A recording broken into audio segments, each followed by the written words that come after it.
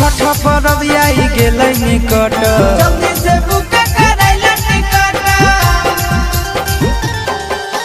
पैसा कौड़ी के हो नहीं है दिक्कत, जल्दी से बुक करैला टिकट। ओने से किनक कलश बजोड़े नदिया राजा फल लई हा। ओने से किनक कलश बजोड़े नदिया राजा फल लई हा। धरी के रेल राजधानी बलम यदानी के दिन चल आई है। धरी के रेल राजधानी बलम यदानी के दिन चल आई हा।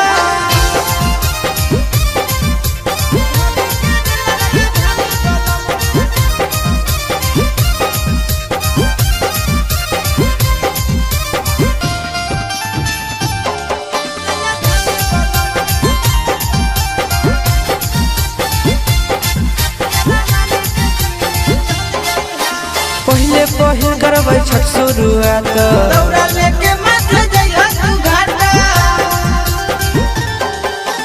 अरब देबै हम रहियो तो साथ, दौड़ा